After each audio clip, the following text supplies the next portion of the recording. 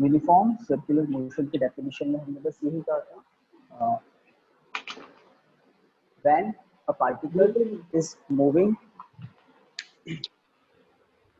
on a circular path with constant speed. When a particle is moving on a circular path with constant speed, its motion is called uniform circular motion. I think ये तो लिख लिया था ना आप लोगों ने? Yes sir. है ना? Yes sir.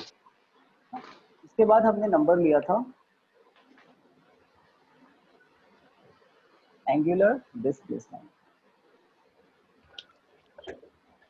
एंगुलर डिस्प्लेसमेंट को थीटा से रिप्रेजेंट करते हैं। एंगुलर डिस्प्लेसमेंट एक एंगल ही होता है। इसके बारे में हमने क्या कहा था? एक म्यूट कर ले, है ना, जो भी म्यूटेड नहीं है। तो इसके बारे में हमने कहा था, गाइस ठीक है ना आज audio video? Yes sir. Audio video Yes, ठीक है sir. सभी की? बिल्कुल परफेक्ट। तो ओके, तो आज की क्लास हमारी बहुत इंपॉर्टेंट होगी। आज हम दो यूजफुल डेरिवेशन करेंगे, relation between B and omega, centripetal acceleration का फॉर्मूला भी डेराइव करेंगे। पहले डेफिनेशन एंड कर दें। हाँ, तो एंगुलर वेलोसिटी, एंगुलर डिस्प्लेसमेंट की डेफिनेशन हमने लिखी थी। It is defined by angle, it is defined by the angle traced out by radius factor at the centre of circle, है ना। तो देख लें, ये है कोई रेडियस फैक्टर, जैसे घड़ी के आर्म्स होती है ना, घड़ी की निडल्स होती है, तो वो यहाँ पर तो हम क्लॉकवाइज नहीं दिखाकर उल्टा दिखा रहे हैं, एंटी क्लॉकवाइज, कोई दिक्कत नहीं। पी पोजीशन से क्यू पोजीशन तक ये पॉइंटर पहुंच गया, ठीक है, डेल्टा टी टाइम में। तो डेल्टा टी टाइम में उसने जो एंगल सबटेंड किया है सेंटर पर, उसको हम बोलते हैं angular displacement. Angular displacement definition क्या थी? It is defined bye, angular displacement क्या है? It is defined by the angle traced out by radius vector at the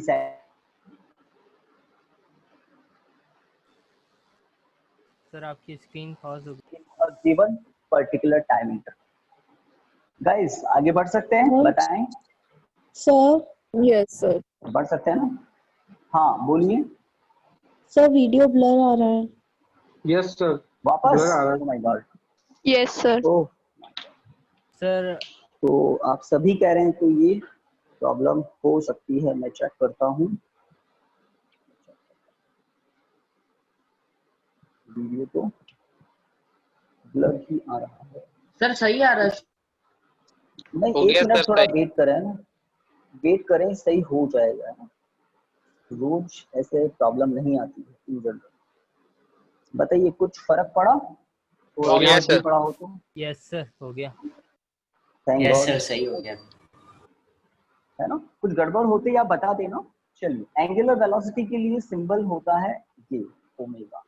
angular velocity क्या होती है? तो गाइस लिख लिया था क्या? रेट ऑफ ये नहीं लिखा। चेंज ऑफ, है ना, लिख लीजिए angular velocity. Third definition, uniform circular motion के बाद सेकंड हो गई। तो the rate of change of angular displacement, the rate of change of angular displacement is called angular velocity. Angular velocity, है ना। देखिए यूनिट क्या है? रेडियन पर second. Rate of change of angular displacement, बस। जैसे आप कहते क्या है? Rate of change of displacement velocity. Displacement के प्लेस पर क्या लिखना पड़ेगा? Angular displacement, that's it. तो एंगुलर वेलोसिटी। तो अगर सर्कुलर मोशन है तो किसका इंपॉर्टेंस बढ़ जाता है? Angular velocity, circular motion, rate of change of angular displacement. Done guys? Yes sir. Definition के बाद फॉर्मूला और फॉर्मूले के बाद यूनिट लिख देना। ऐसा ही सिस्टम में यूनिट है ना, रेडियन पर सेकंड। ओके, एक और बात बता दूं, अगर यूनिफॉर्म सर्कुलर मोशन है ना, कैसा यूनिफॉर्म सर्कुलर मोशन, तो यूनिफॉर्म सर्कुलर मोशन में ओमेगा कांस्टेंट होता है, ओमेगा कांस्टेंट होता है, rate of change of angular displacement constant होता है, ठीक है। तो मुझे बताइए कंप्लीट रिवॉल्यूशन में, एक साइकिल में, in one revolution, one revolution मतलब एक साइकिल में एंगुलर डिस्प्लेसमेंट कितना होगा? 360। बिल्कुल सही, 360 डिग्री बोले या 2 पाई बोले, बस ऐसा ही सिस्टम में हम लिखते हैं 2 पाई रेडियन, ठीक है। तो एक साइकिल में मतलब एक रिवॉल्यूशन में एंगुलर डिस्प्लेसमेंट कितना होता है? एक पूरे साइकिल में एंगुलर डिस्प्लेसमेंट हो जाता है 360 डिग्री मतलब 2 पाई रेडियन, ठीक है। अब एक रिवॉल्यूशन को कंप्लीट करने में टाइम क्या लगता है? तो उस टाइम को हम बोलते हैं टाइम पीरियड ऑफ रिवॉल्यूशन। उस टाइम को बोलते हैं हम टाइम पीरियड ऑफ रिवॉल्यूशन और सिंबल होता है capital T. To complete one revolution is called the time taken to complete one revolution is called time period of revolution, ठीक है। तो इस फॉर्मूले से ओमेगा का एक स्टैंडर्ड फॉर्मूला भी आप देख लें, 2 पाई अपॉन कैपिटल टी। ध्यान दें न्यूमरेटर में एंगुलर डिस्प्लेसमेंट है और डिनोमिनेटर में टाइम। एंगुलर डिस्प्लेसमेंट कौन सा? एक पूरे रिवॉल्यूशन का, और टाइम पीरियड भी कौन सा? एक पूरे रिवॉल्यूशन का। तो in one revolution total angular displacement upon total time, it is called also angular velocity, है ना। अगर यूनिफॉर्म सर्कुलर मोशन है तब हम ये रिजल्ट भी काम में लेंगे, स्टैंडर्ड है बहुत। चलिए डेफिनेशन लिख ही लीजिए आप, time period of revolution. Next definition फटाफट।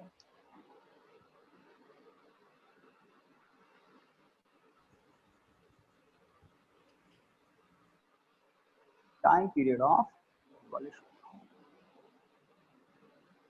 Capital T. यस गाइस, क्या बताया था? The time taken to complete one revolution, revolution means one cycle, एक राउंड, एक trip. The time taken to complete one revolution is called, है ना, heading जो लिखा हुआ है वही, हो जाए तो बता देना।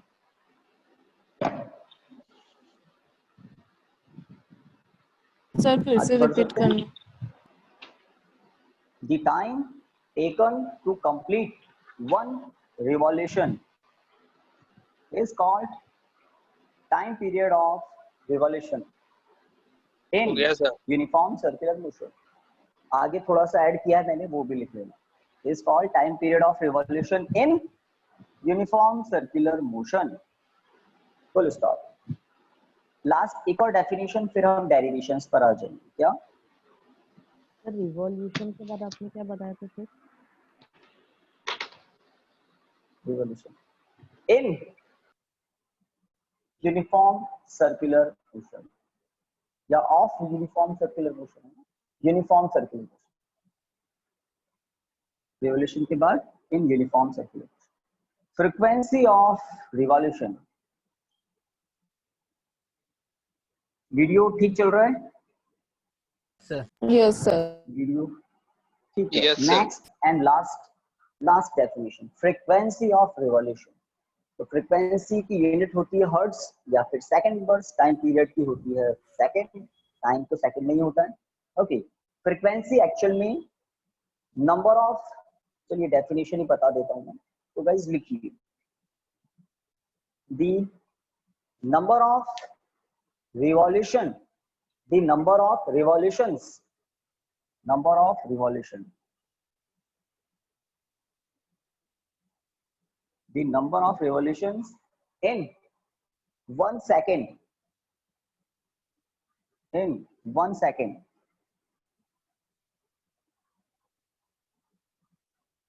is called frequency of revolution, is called frequency of revolution. तो आप समझ सकते हैं 1 सेकेंड एक छोटा सा टाइम इंटरवल होता है, 1 सेकेंड एक बहुत छोटा टाइम इंटरवल होता है। अगर फास्ट यूनिफॉर्म सर्कुलर मोशन हो रहा है, बहुत रैपिड, जैसे हमारे सीलिंग फैन फास्ट रिवॉल्यूशन करते हैं, तो बहुत फास्ट रिवॉल्यूशन हो रहा है, तब हम कह सकते हैं कि 1 सेकंड में भी एक से ज्यादा रिवॉल्यूशन हो सकते हैं। अगर 1 सेकंड में, इन 1 सेकंड 10 रिवॉल्यूशन हो रहे हैं, तो फ्रीक्वेंसी कितनी हो गई? 10। अगर 1 सेकंड में 5 रिवॉल्यूशन हो रहे हैं, तो फ्रीक्वेंसी कितनी हो गई? 5। अगर 1 सेकंड में और ज्यादा 25 रिवॉल्यूशन हो रहे हैं, तो फ्रीक्वेंसी कितनी होगी? 25। हाँ, यूनिट ध्यान रखें, फ्रीक्वेंसी की एसआई सिस्टम में यूनिट होती है हर्ट्ज, हर्ट्ज, हर्ट्ज, या फिर इसको कुछ लोग सेकंड इनवर्स भी लिखते हैं, लिख सकते हैं, है ना, फ्रीक्वेंसी की यूनिट। ओके, फ्रीक्वेंसी को हम टाइम पीरियड का रेसिप्रोकल भी बोल सकते हैं, है ना? अगर फास्ट मोशन हो रहा है तो टाइम कम लगेगा रिवॉल्यूशन करने में, रिवॉल्व करने में। तो जितना फास्ट मोशन होता है, कैपिटल टी तो रिड्यूस हो जाता है, बट फ्रीक्वेंसी इंक्रीज हो जाती है, ठीक है? तो एक्चुअल में टाइम पीरियड का जस्ट रेसिप्रोकल होता है फ्रीक्वेंसी। तो फॉर्मूला लिख लें फ्रीक्वेंसी का, F equal to 1 upon capital T, unit hertz और second inverse.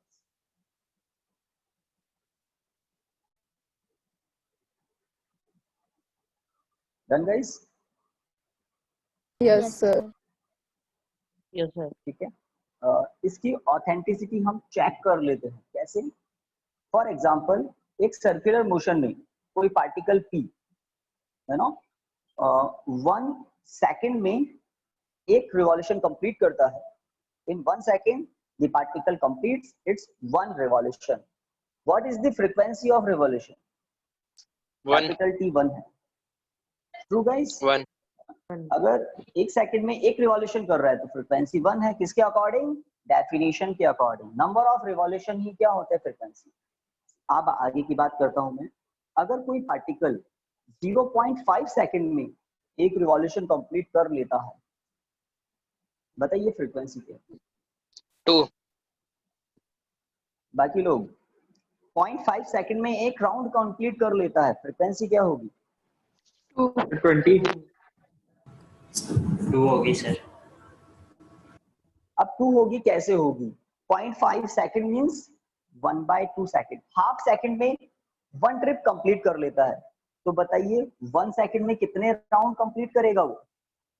2 obviously half second में वो एक राउंड कंप्लीट कर लेता, तो 1 सेकंड में कितने राउंड कंप्लीट कर लेगा? 2, और 2 राउंड मतलब 2 रिवॉल्यूशन, मतलब फ्रीक्वेंसी कितनी है? जितने राउंड कंप्लीट कर लेता है 1 सेकंड में। तो समझ रहे हैं ना फॉर्मूले की ऑथेंटिसिटी? अगर मैं कहूं फ्रीक्वेंसी, अगर कोई पार्टिकल 1 सेकंड में, ध्यान दें, 1 सेकंड में 10 राउंड कंप्लीट कर लेता है, 1 सेकंड में 10 राउंड कंप्लीट कर लेता है, बताइए उसका टाइम पीरियड ऑफ रिवॉल्यूशन कितना होगा? 1 सेकंड में कितने राउंड कंप्लीट कर रहा है? 10 राउंड कंप्लीट कर रहा है, तो उसका टाइम पीरियड 0.1 ऑफ रिवॉल्यूशन कितना होगा? 0.1 0.1 सेकंड। तो अगर 1 सेकंड में 10 राउंड कंप्लीट कर रहा है, तो एक राउंड कंप्लीट करने में कितना टाइम लगेगा? 0.1 सेकंड। तो आप देख रहे हैं ना, फॉर्मूला हर बार सही है ये, F equal to 1/T, formula हर बार सही है, ठीक है? तो अगर फ्रीक्वेंसी की डेफिनेशन कोई पूछे तो एक ये भी होती है, it is defined bye reciprocal of time period. Time period का रेसिप्रोकल फ्रीक्वेंसी। तो कुछ डेफिनेशंस की बात हो गई।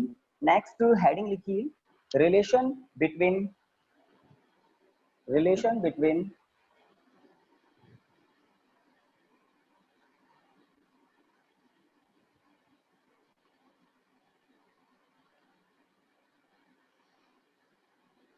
V and omega. Relation between V and omega. V मतलब होता है लीनियर वेलोसिटी, ओमेगा मतलब होता है एंगुलर वेलोसिटी। तो V और ओमेगा में हम रिलेशन डेराइव करेंगे। V की यूनिट सब जानते हैं, एसआई सिस्टम में मीटर पर सेकंड, ओमेगा की यूनिट रेडियन पर सेकंड। चलिए एक डायग्राम से हम बात को समझते हैं, ठीक है? पहले कुछ लिख लीजिए, लिखिए कंसीडर, फटाफट लिखिए, consider a particle is in uniform circular motion, consider a particle which is in, ये ठीक है sir, consider a particle which is in uniform circular motion with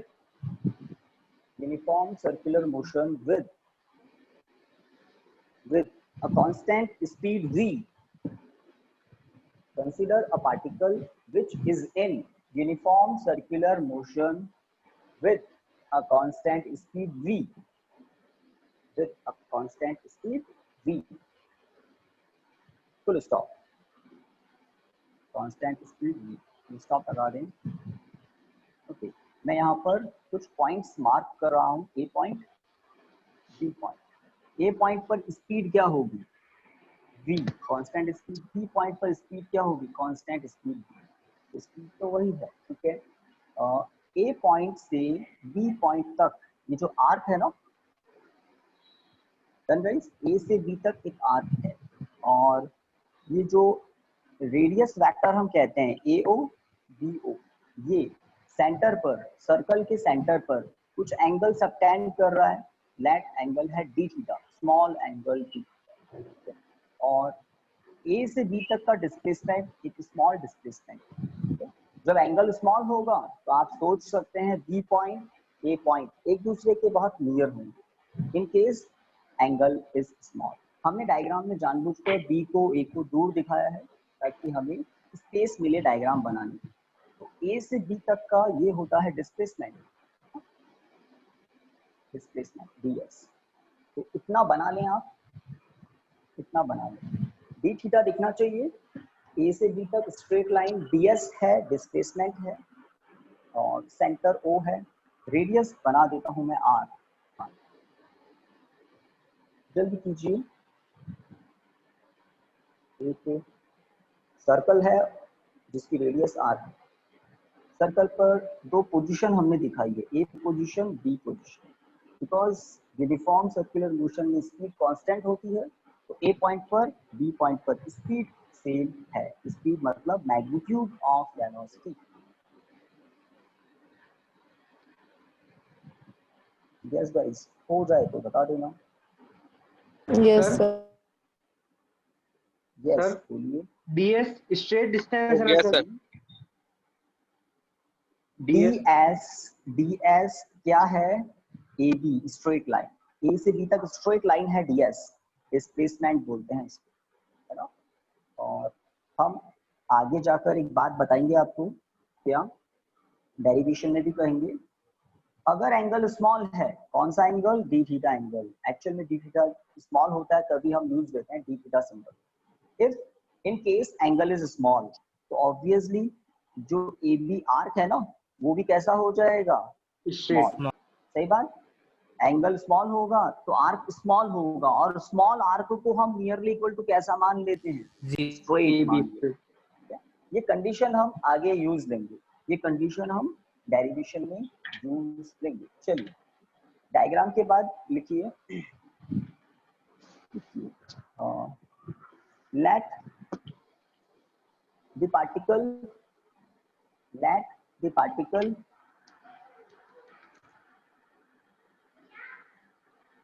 makes d theta angle. Let the particle makes d theta angle in dt time. in dt time. अब इसका मतलब क्या होता है वो दिमाग में क्लियर कर लें. यूनिफॉर्म सर्कुलर मोशन चल रहा है. ये लीजिए मैंने एरो भी दिखा दी, anti clockwise uniform circular motion चल रहा है. ठीक है. इसका मतलब पार्टिकल किसी एक प्लेस से, किसी इंस्टेंट पर वो ए पर था, लैट किसी एक प्लेस से दूसरे प्लेस तक पहुंचा सर्कल पर ही. कितने टाइम में? dt टाइम में. और उसने सेंटर पर कितना एंगल सबटेंड कर दिया? dt टाइम, है ना. तो dt टाइम में d थीटा एंगल सबटेंड किया सेंटर पर. चलिए सर लाइन रिपीट कर लाइन चेंज करके लिखिए. हमने ये लिखा लेट द पार्टिकल सबटेंड्स और makes theta d theta angle, makes d theta angle in at the center in dt time. let the particle makes d theta angle at the center in dt time. तो आगे लिखिए from figure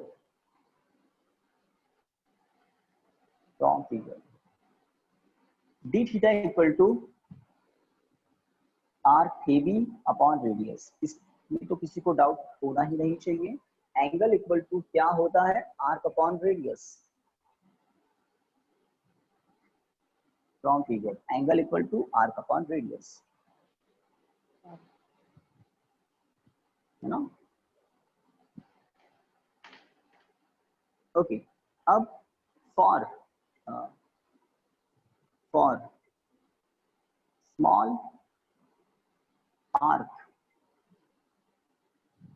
for small arc AB, for small arc AB nearly equal to AB, for small arc AB, अगर arc small हो तो arc nearly equal to क्या हो जाता है? AB, straight line. So d theta equal to AB upon R. d theta equal to AB क्या है? Displacement है. नियरली इक्वल टू है बट डिस्प्लेसमेंट. तो ये इक्वेशन आपके सामने है. d theta equal to ds upon r. ये कंडीशन ध्यान रखना. अगर एंगल स्मॉल है तो आर्क स्मॉल होगा और बहुत बड़े सर्कल का डायग्राम में नहीं दिखेगा, है ना? डायग्राम में तो हमने जानबूझकर ए और बी को दूर दिखाया है, एंगल बड़ा दिखाया है, एक्चुअल में छोटा लो. अगर बहुत बड़ा आर्क है और उस बहुत बड़े आर्क का छोटा सा पोर्शन हम देखें तो वो नियरली इक्वल टू कैसा कंसीडर करते हैं? Nearly equal to straight. Nearly equal to straight. ठीक है. तो आर्क AB को हमने स्ट्रेट AB माना और स्ट्रेट AB मतलब डिस्प्लेसमेंट, स्मॉल डिस्प्लेसमेंट. चलिए अब एंडिंग करते हैं इस टॉपिक की. ये जो इक्वेशन है इसके दोनों तरफ इससे dt से डिवाइड कर दें तो क्या होगा? देखिए, on dividing both side by dt, यहाँ लिखिए on dividing both side by dt, वही टाइम इंटरवल जो a से b तक पहुंचने में लगता है. a से b तक पहुंचने का टाइम है dt. on dividing both side by dt, तो क्या मिलेगा हमें? d theta upon dt equal to 1 upon r को ऐसा का ऐसा छोड़ दें, ds अपॉन dt. बताइए कौन क्या होगा? मैंने दोनों तरफ dt से प्रोडक्ट dt से डिवाइड कर दिया तो मुझे लगता है d थीटा अपॉन dt हो जाएगा ओमेगा और ds अपॉन dt हो जाएगा मैग्नीट्यूड ऑफ वेलोसिटी v, है ना? तो नेक्स्ट स्टेप में ओमेगा 1 अपॉन r ऐसा का ऐसा और ये स्पीड ब्रैकेट में देख लें. d थीटा अपॉन dt क्या होता है? Angular velocity. ds upon dt क्या होता है? Linear velocity. तो फाइनली हम ऐसा लिख सकते हैं v equal to r omega. A useful result v equal to r omega.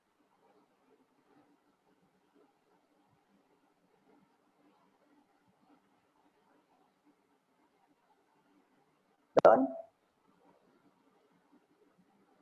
Yes, sir. Yes. तो ऑब्वियसली सभी का हो गया होगा. अगर एग्जाम में आ जाता है derive relation between v and omega, linear velocity and angular velocity, तो आप क्या करेंगे? डायग्राम बनाएंगे और सबसे इंपॉर्टेंट होता है स्टार्ट फिजिक्स में. स्टार्ट ध्यान रखिए, यहाँ तक पहुंचना है तो स्टार्ट क्या है? Angle equal to arc upon radius. और स्मॉल आर्क के लिए हम क्या कर देते हैं? Straight line. That's it. बस dt से डिवाइड करेंगे, आपको आगे का रास्ता दिखाई देने लग जाएगा, है ना? तो स्टार्ट इंपॉर्टेंट होता है. Angle equal to arc upon radius. Easy derivation है और स्मॉल है, कॉम्प्लिकेटेड नहीं.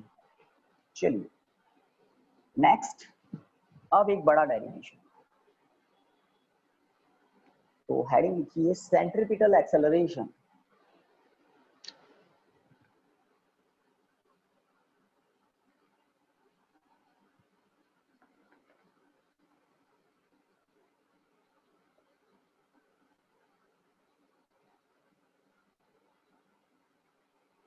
Centripetal acceleration.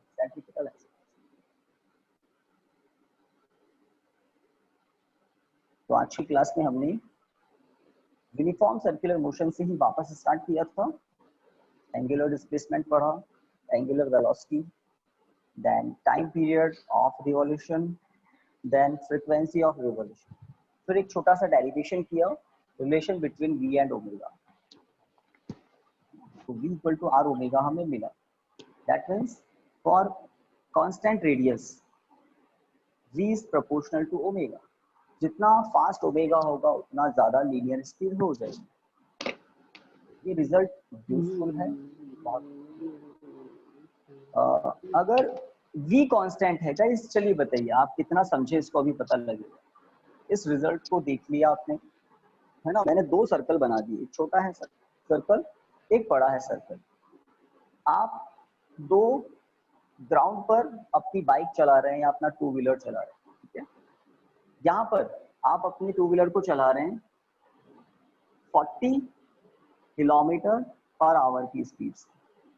इस ट्रैक पर भी आप अपनी टू व्हीलर को चला रहे हैं 40 किलोमीटर पर आवर की स्पीड से। थोड़ा छोटा है लूप और ये लूप थोड़ा बड़ा है। ये सर्कल बड़ा है, ये सर्कल। बताइए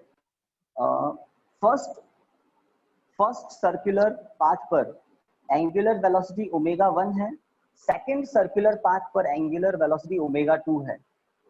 which one is more, omega 1 और ओमेगा 2? So दोनों का ओमेगा 1। स्पीड तो सेम है। Sir omega 2। ओमेगा 1 ओमेगा 2 में रिलेशन क्या होगा? बिल्कुल आप सोचिए, मैं जब तक आपके लिए ऑप्शन बना देता हूँ, क्वेश्चन को थोड़ा और इंटरेस्टिंग बना देता हूँ। तो omega 1 omega 1 is less than omega 2, omega 2 is less than omega 1, omega 1 equal to omega 2, है ना। None of these. Sir B. Sir option A. Sir B sir option A. B. B sir option A. Sir A. B sir A आएगा। A sir A. B sir A. Okay, आप लोगों ने सब कुछ कर लिया और मैं रिकॉर्डिंग में बहुत ध्यान से इस पोर्शन को सुनूंगा किसने क्या कहा था। अब मेरा आंसर देखिए, ओमेगा इक्वल टू होगा v बाय आर। भाई फॉर्मूले से फॉर्मूला बनाया, सही है क्या? यस इस फॉर्मूले से ये Yes. फॉर्मूला, कोई दिक्कत यस सर। है ना। तो जिस लूप की रेडियस कम होगी उसमें ओमेगा ज्यादा होगा। ओमेगा रेडियस के इनवर्सली प्रोपोर्शनल है, तो जिस लूप की रेडियस कम है वहां ओमेगा ज्यादा होगा, जिस लूप की रेडियस ज्यादा है वहां ओमेगा कम होगा। ऑप्शन कौन सा सही है? B B B. B. Is correct. Omega 1 ज्यादा होगा ओमेगा 2, है ना। तो फॉर्मूला छोटा सा है और इसमें 3 फिजिकल क्वांटिटीज आपको दिख रही है, v ओमेगा r। सर अब तीन में से किसी, हाँ बोलिए। सर वीडियो ब्लर आ रहा है। वापस सही आ रहा है सर। सही आ रहा है। सही आ रहा है सर। इस बार तो परफेक्ट है ना। थोड़ा सा भाई गाइस धीरे बोले, कुछ लोगों के माइक सेंसिटिव हैं, मेरे इधर की ऑडियो के अकॉर्डिंग लोग वॉइस सेट करते हैं, तो प्रॉब्लम हो सकती है सुनने में ज्यादा। तो वीडियो ठीक है, इंडिविजुअल किसी के प्रॉब्लम है इसका मतलब वहाँ नेटवर्क प्रॉब्लम हो सकता है। खैर ठीक हो जाएगा। Yes guys, centripetal acceleration heading लिख लिया, symbol yes sir yes sir. A C, थोड़ा बड़ा करके दिखा रहा हूँ, ए सबस्क्रिप्ट में सी है, ठीक है। सेंट्रीपिटल एक्सेलरेशन लिखिए। इन सर्कुलर मोशन, फटाफट लिख लीजिए। In circular motion the particle always experiences, in circular motion a particle always experiences an acceleration.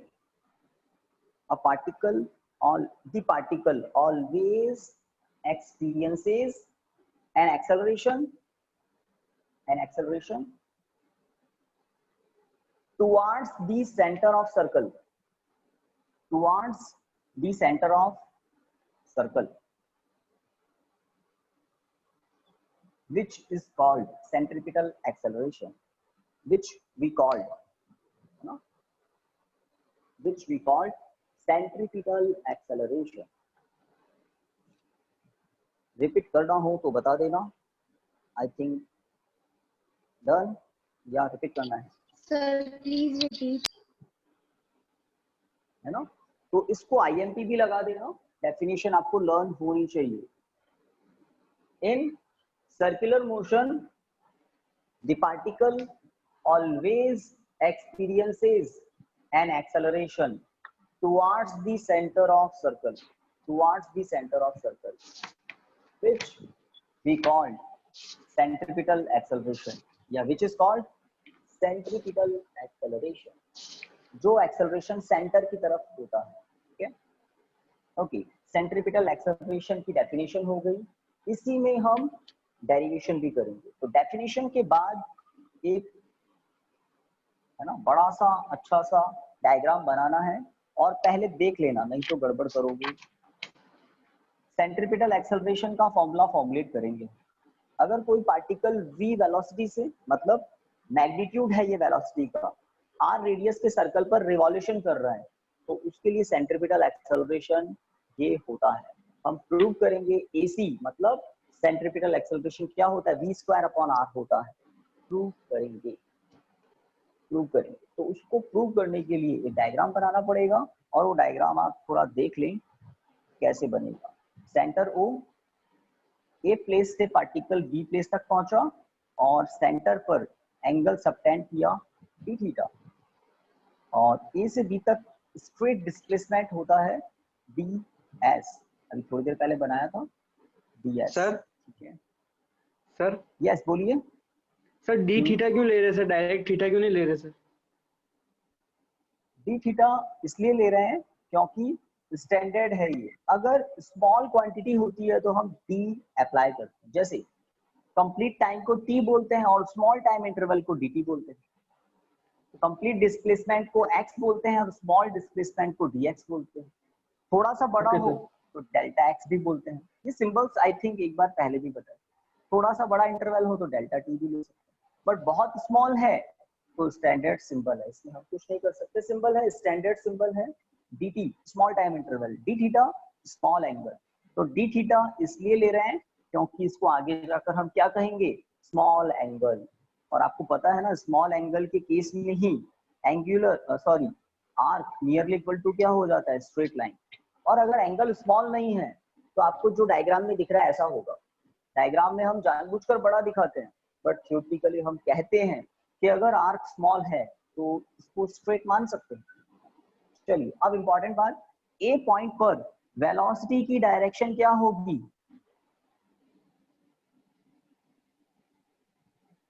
कोई बता दें direction of velocity anti A point clockwise. पर. तो आपने नाम सुना है टेंजेंट. टेंजेंट नाम सुना, टेंजेंट. जैसे कोई सर्कल है, सर्कल पर टेंजेंट ड्रॉ करते हैं ना, टेंजेंट बिल्कुल टच करती थी जो जाती है. तो ध्यान रखें हमेशा, बस ये बात ध्यान रखनी है क्या, कि अगर यूनिफॉर्म सर्कुलर मोशन हो रहा है तो किसी पर्टिकुलर प्लेस पर, किसी पर्टिकुलर इंस्टेंट पर वेलोसिटी की डायरेक्शन क्या होती है, टेंजेंट के अलोंग. टेंजेंट के अलोंग. तो this is the direction of velocity. और इसको मैं बोल देता हूँ v1 वेक्टर. तो ए पॉइंट पर वेलोसिटी मैंने कह दिया v1 वेक्टर है, टेंजेंट के अलोंग. एरो मैंने इधर किया है, आप देख रहे हैं ना एंटी क्लॉकवाइज. अगर क्लॉकवाइज होता तो मैं एरो इधर कर देता, बट एंटी क्लॉकवाइज. चलिए बी पॉइंट पर वेलोसिटी क्या होगी, तो बी पॉइंट पर टेंजेंट ड्रॉ करते हैं. दिस इज टेंजेंट और ये टेंजेंट डिनोट कर रही है बी पॉइंट पर वेलोसिटी को. ध्यान रखें यूनिफॉर्म सर्कुलर मोशन में वेलोसिटी का मैग्नीट्यूड चेंज नहीं होता. दैट मीन्स आपको जो v1 और v2 दिखाई दे रहे हैं, उन v1 v2 वेक्टर की लेंथ सेम है. देख लीजिए ये लेंथ जो है ना v1 की, और ये लेंथ जो है v2, इस लेंथ को मैंने चेंज नहीं किया, क्योंकि वेक्टर्स में वेक्टर की लेंथ किसको रिप्रेजेंट करती है, मैग्नीट्यूड को. तो वेक्टर्स की लेंथ उनके मैग्नीट्यूड को डिनोट करती है. तो वेलोसिटी एक वेक्टर क्वांटिटी है. तो a पर वेलोसिटी v1, b पर वेलोसिटी v2. तो क्या v1 इक्वल टू v2 है क्या guys, is it correct? Yes sir. No, sir. Is it correct? No, sir. No, not correct. Yes, sir, correct. अब correct है, अब करेक्ट है। तो क्या सेम है? मैग्नीट्यूड सेम है। क्या सेम नहीं है? डायरेक्शन सेम नहीं है। तो दो वेक्टर एक ही कंडीशन में सेम होते हैं, इक्वल होते हैं। कब? जब उनके मैग्नीट्यूड सेम हो प्लस उनकी डायरेक्शन भी सेम हो। बट v1 और v2 की डायरेक्शन सेम दिख रही है क्या? नहीं दिख रही है। That means not equal to. a1 vector v1 vector v2 vector equal नहीं है। वेक्टर इक्वल नहीं है, हाँ मैग्नीट्यूड इनके सेम है। एक चीज इनकी सेम है, वो है मैग्नीट्यूड। यूनिफॉर्म सर्कुलर मोशन में वेलोसिटी का मैग्नीट्यूड सेम होता है। चलिए अब देखिए एक और इम्पॉर्टेंट बात, यहाँ से मैं एक डॉटेड लाइन ड्रॉ कर रहा हूँ, बिल्कुल हॉरिजॉन्टल। आई थिंक आपको ये दिख पा रही होगी। सेंटर O से मैंने एक हॉरिजॉन्टल लाइन ड्रॉ की है। Yes, sir. Horizontal line draw की। v1 वेक्टर वेलोसिटी वेक्टर है A पॉइंट पर। इस v1 वेक्टर को मैं यहाँ शिफ्ट करना चाहता हूँ, बिल्कुल पैरेलल शिफ्टिंग बोलते हैं इसको, without change in its magnitude and direction. ये मैंने रिप्रेजेंट कर दिया v1 वेक्टर को, without change in magnitude and direction. बिल्कुल देख लें, आपको भी बनाना पड़ेगा। सिमिलरली v2 वेक्टर को भी देखें। मैं इसको थोड़ा सा और सही कर देता हूँ। तो v पॉइंट पर ये है v2 वेक्टर, ठीक है।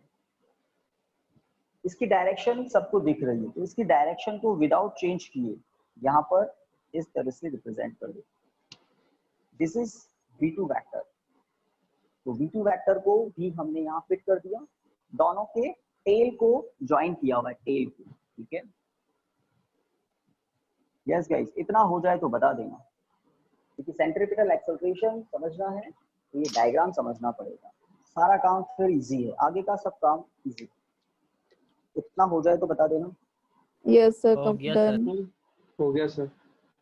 हो गया सर। पैरेलल चल रहा है काम, तो सभी का हो जाना चाहिए। अब देखिए सबसे इंपॉर्टेंट बात, आपको सबको दिख रहा है एंगल AOB कितना है? एंगल AOB सेंटर पर एंगल कितना है? d थीटा, ठीक है। यहाँ पर मैं कुछ मार्किंग करता हूँ, लेट LMN ट्रायंगल जैसा दिख रहा है ना, LMN, इसको मैं डार्क कर देता हूँ। यस गाइस, दिखा ट्रायंगल कुछ? LMN, L point, yes M sir. Point और ये N पॉइंट। तो ये जो ट्रायंगल है LMN, इसमें L पॉइंट पर एंगल कितना होगा? तो मैं बता देता हूँ, एंगल MLN मतलब L पॉइंट पर एंगल d थीटा ही होगा, सेम होगा। कैसे सेम होगा वो एक डिटेल डिस्कशन हो जाएगा। आप कहीं तो मैं बता दूं कि यहाँ पर जितना एंगल है उतना ही यहाँ पर क्यों होता है, क्योंकि हमने पैरेलल शिफ्टिंग की है ना, बिल्कुल। यस गाइस, कुछ बताना, कुछ बता दूं इसके बारे में? यस आप sir. Yes, sir. LMN triangle LMN में L पॉइंट पर एंगल उतना ही होगा जितना सेंटर O पर। तो कैसे होगा उसके बारे में सुनिए। तो आपको क्या क्या पता होना चाहिए? आपको पता होना चाहिए कि रेडियस टेंजेंट म्यूचुअली 90 डिग्री पर होती है, सर्कल पर टेंजेंट और सर्कल की रेडियस म्यूचुअली 90 डिग्री पर होती है। सबको पता है Yes. ना? किसी भी सर्कल पर टेंजेंट रेडियस के परपेंडिकुलर होती है। तो v1 वेक्टर किसके अलोंग है? टेंजेंट के अलोंग है, तो रेडियस पर 90 डिग्री होगा। इसी तरह से ये भी 90 डिग्री होगा, यहाँ पर कोई दिक्कत नहीं, एक, ठीक है, 90 डिग्री होगा। अगर मैं v2 की डायरेक्शन को थोड़ा सा बैक इंक्रीज करूं, देख रहे हैं ना, ये इरेज कर दूंगा बाद में। तो ये जो डॉटेड लाइन मैंने बैक इंक्रीज की है, ये एक्चुअल में किसके पैरेलल है? v2 के।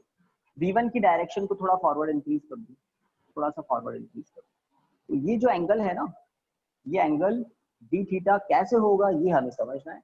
This is the direction of v1, this is the direction of v2। तो v1 और v2 की डायरेक्शन के बीच में एंगल d थीटा होगा। कैसे होगा वो हम बात कर लेते हैं। तो जो यहाँ होगा वही यहाँ होगा, ठीक है। अब देखिए कैसे होगा। तो ये एंगल 90 डिग्री है, ये एंगल 90 डिग्री है, ये एंगल d थीटा है। गाइस, ये एंगल कितना होगा?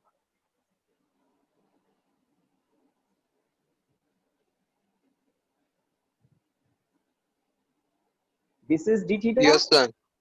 दिस इज 90 डिग्री, है ना। एक कॉम्प्लिकेटेड बात बता रहा हूँ, जो डेरिवेशन का पोर्शन तो नहीं है, बुक्स में आपको डायरेक्ट मिलेगा यहाँ पर डी थीटा है या डेल्टा थीटा है या थीटा है, जो भी बोले, हमने डी थीटा लिखा। अब वो कैसे होता है उसका रीजन आप सुन ले detail. This is D theta, सबको दिख रहा है, this is 90 degree, this is 90 degree. अब क्वाड्रिलेटरल का जो फोर्थ एंगल है वो क्या होगा, देख लीजिए, ये 90 डिग्री है, ये 90 डिग्री है, ये डी थीटा है, तो ये एंगल कितना होगा? सही लिखा है क्या मैंने? Yes Yes, sir. लेट इस एंगल को मैं कह देता हूँ x है, तो x plus 90 degree plus 90 degree plus d theta equal to कितना होगा? 360। एक क्वाड्रिलेटरल के 4 एंगल का सम कितना होता है? 360। तो x plus 90 plus d theta plus 90, इन 4 एंगल्स का सम 360 है। तो x प्लस डी थीटा कितना हुआ? 180। 90 90 सब्ट्रैक्ट होगा उधर, तो इसका मतलब x कितना होगा? 180 माइनस डी। ओके, इतनी बात पता चल गई। अब आपको एक बात क्लियर देखनी है, ये जो स्ट्रेट लाइन है ना v1 की डायरेक्शन, एक स्ट्रेट लाइन कितने एंगल की होती है? 180. 180। एक स्ट्रेट लाइन कितने एंगल की होती है? 180 डिग्री की होती है। उस 180 डिग्री में से आपको x पता है, तो ये बचा हुआ एंगल डी थीटा हो जाएगा ना, है ना। ये Yes, बचा हुआ sir. एंगल लेट y है, हमें नहीं पता, ये जानबूझकर मैंने y लिख दिया, बाद में पता लग जाएगा कितना है। तो ये y कितना होगा? तो y होगा 180 माइनस x, x पता है हमें, है ना। यस सर 180 माइनस x, तो पता लग रहा है अब आपको कि ये माइनस माइनस प्लस हो जाएगा, तो 180 माइनस 180 फाइनली क्या आएगा? y की वैल्यू। इसका मतलब सेंटर पर जितना एंगल होगा उतना ही एंगल होगा v1 और v2 की डायरेक्शंस के बिटवीन, है ना। The angle between direction of v1 and v2 is always same as the angle at the center of circle.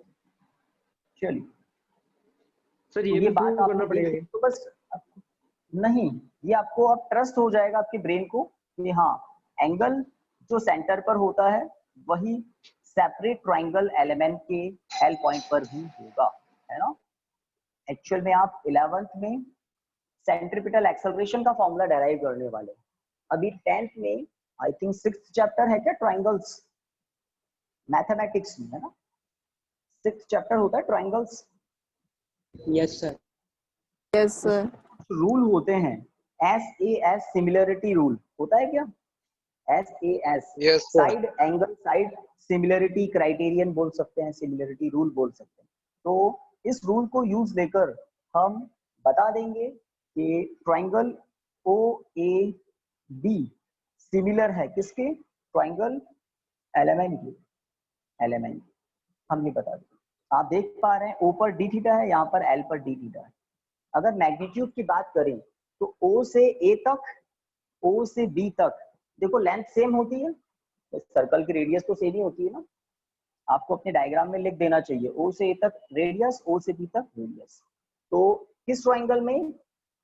OAB triangle में दो साइड इक्वल है और उनके बीच का एंगल कितना है? डी थीटा है। सिमिलरली एलिमेंट की बात करें तो V2 वेक्टर का मैग्नीट्यूड, V1 वेक्टर का मैग्नीट्यूड सेम है।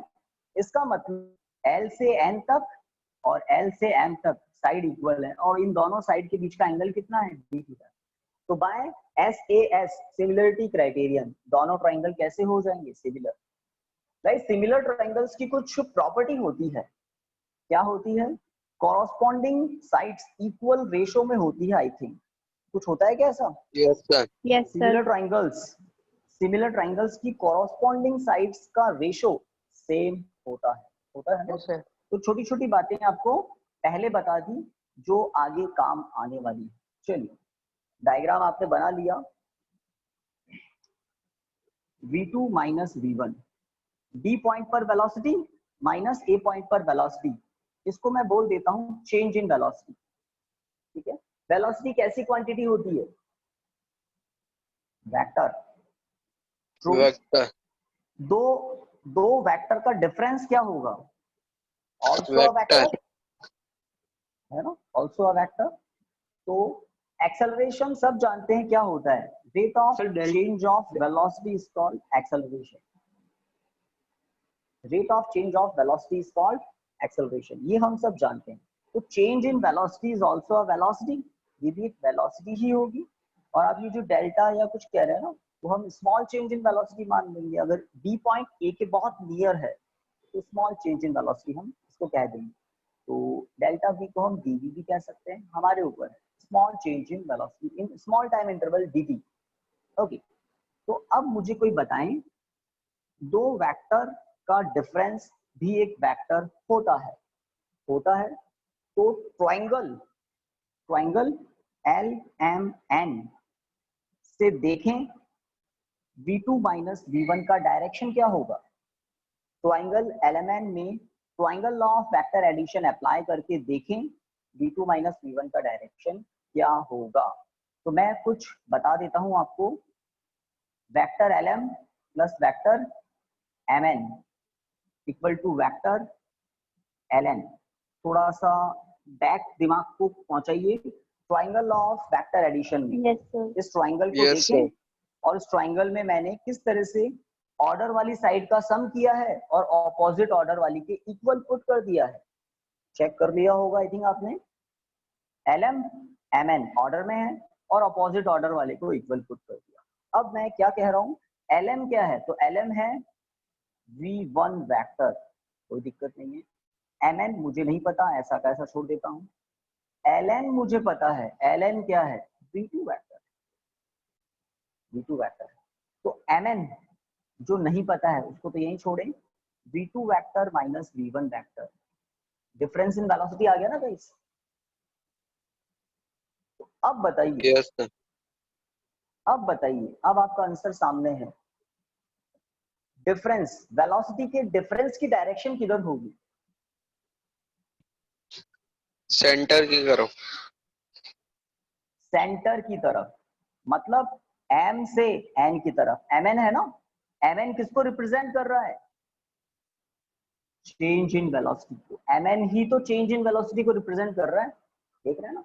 इस इक्वेशन में मैंने लिखा है और इस इक्वेशन में भी लिखा है। तो MN किसको रिप्रेजेंट कर रहा है, चेंज इन वेलोसिटी को। और चेंज इन वेलोसिटी है M to N, मतलब सेंटर की तरफ। MN कहाँ है, सेंटर की तरफ। तो अगर चेंज इन वेलोसिटी सेंटर की तरफ है तो change in velocity upon time interval क्या होगा, centripetal acceleration. Change in velocity centre की तरफ है, इसलिए सेंट्रीपिटल एक्सेलरेशन किसकी तरफ होता है, ऑलवेज टुवर्ड्स द सेंटर। तो एक इंपॉर्टेंट बात और बता दी मैंने, किसको यूज लेकर, किसकी हेल्प से, triangle law of vector addition. ये चेंज इन वेलोसिटी किस डायरेक्शन में होगा, M से N की तरफ, मतलब सेंटर की तरफ। और जिस डायरेक्शन में चेंज इन वेलोसिटी होगा उसी डायरेक्शन में एक्सेलरेशन होगा। That is why this acceleration is called centripetal acceleration, because always towards the centre. चलिए, एक और इंपॉर्टेंट बात हमने कर दी। तो डेरिवेशन पर गाड़ी रुकी हुई है और एक्चुअल में वहीं रोकनी थी। टाइम बताइए कितना हो गया है, कुछ सर 7:03। 7:03 हो गया है ना। तो अब लिखना कुछ नहीं है, मैं डेरिवेशन एक बार आपको यहाँ दिखा रहा हूँ। लाइक कॉम्प्लिकेटेड है ना, तो एक बार देख लो, फिर कल लिखेंगे आप। तो हम किस तरह से AC का फॉर्मूला फॉर्मुलेट करेंगे वो एक बार आप देख लो, कल फेयर करेंगे। लिखना कुछ भी नहीं है। डायग्राम देख लिया आपने, हम डायग्राम से एक बात कहेंगे क्या, कि जो ट्रायंगल LMN है ना, 5 मिनट्स और लेने हैं आपके पास। ट्रायंगल LMN में डेल्टा V या हम कहें dV क्या होगा, V2 माइनस V1 होगा। तो हमें पक्का पता लग गया चेंज इन वेलोसिटी क्या है, V2 माइनस V1, और चेंज इन वेलोसिटी की डायरेक्शन क्या है, MN, M to N, centre की। एक बात ठीक है। अब दूसरी बात, तो हमें एक बात और पता लग रही है डायग्राम से, क्या, कि ये जो एंगल है d थीटा, या हम सीधा सीधा कहें ट्रायंगल OAB सिमिलर होगा किसके, LMN के। किस रूल के अकॉर्डिंग ये सिमिलर होंगे, SAS रूल के अकॉर्डिंग। क्योंकि इन दो ट्रायंगल्स की दो साइड के रेशियो आप देखें, OA अपॉन OB 1 है। यहाँ पर MN है ना, L N upon L M same आएगा, रेशो सेम आएगा। रीजन, यहाँ पर एल से एन तक V2 का मैग्नीट्यूड है, यहाँ एल से एम तक V1 का मैग्नीट्यूड है, विच इज सेम, सेम है तो रेशो 1 आएगा। तो बाय SAS सिमिलरिटी क्राइटेरियन ये सिमिलर है। अब 11th में आपको कोई सिमिलरिटी बतानी नहीं होती है, बट इंफॉर्मेशन लिखनी होती है कि ये सिमिलर है। अगर सिमिलर है तो क्या कहते हैं हम, सिमिलर ट्राइंगल्स की कॉरस्पॉन्डिंग साइड्स का रेशियो सेम होता है। तो AB upon MN equal to OB upon LN। Guys ठीक है क्या, AB upon MN corresponding sides का ratio, OB upon LN corresponding sides का रेशियो सेम होता है, सेम होता है। गाइस AB क्या है, डिस्प्लेसमेंट, MN क्या है, चेंज इन वेलोसिटी, मैग्नीट्यूड में लिखा है। OB क्या है, रेडियस, LN क्या है, वेलोसिटी V2 का मैग्नीट्यूड। देख रहे हैं ना सभी। अब इससे हम dv क्या लिख सकते हैं, dv क्या लिख सकते हैं, dv इक्वल टू हम लिख सकते हैं ds into V2 upon r। Guys इतना यहाँ तक बता दो मुझे, ये बात सही है क्या? इन दोनों Yes, ट्राइंगल की सिमिलरिटी से Yes. हमने ये बात लिखी। ये 10th की इंफॉर्मेशन है, अगर किसी को यहाँ प्रॉब्लम है तो मुझसे अलग से पूछ सकता है। सिमिलर ट्राइंगल्स की प्रॉपर्टी, और डायग्राम को देखकर मैंने डेटा फिट कर दिया, इससे मैंने चेंज इन वेलोसिटी पता कर ली। और चेंज इन वेलोसिटी को अगर हम टाइम से डिवाइड कर दें, उस टाइम से जिसमें वेलोसिटी चेंज हुई है, तो ये LHS आपको क्या मिलेगा, centripetal acceleration. ds upon dt क्या हो जाएगा, magnitude of velocity. Delta V2 को भी क्या लिखूंगा मैं, magnitude of velocity upon r। AC equal to क्या हो जाएगा, V² अपॉन r। तो ध्यान दें, मैग्नीट्यूड, वेलोसिटी का मैग्नीट्यूड हमने क्या एज्यूम कर लिया, वेलोसिटी का मैग्नीट्यूड क्या है, v है। तो हर जगह वेलोसिटी का मैग्नीट्यूड सेम होता है, और उसको हम स्पीड भी कह सकते हैं, कांस्टेंट स्पीड। ठीक है, तो इस तरह से हम यहाँ पहुंचेंगे। तो कौन कौन सी इंफॉर्मेशन काम आएगी वो मैंने आपको बता दी।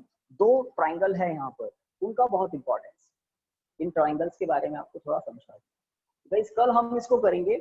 आप अब समझ में आपको कुछ बताया नहीं है, डायग्राम तक की इंफॉर्मेशन आपको बताई। ओके गाइस, तो आज की क्लास को यहाँ स्टॉप करते हैं। कल हमें 10 to 15 मिनट लगेंगे इसको फिनिश करने। Thank you guys. Thank you, sir. Thank you, sir. Thank you, sir. Okay.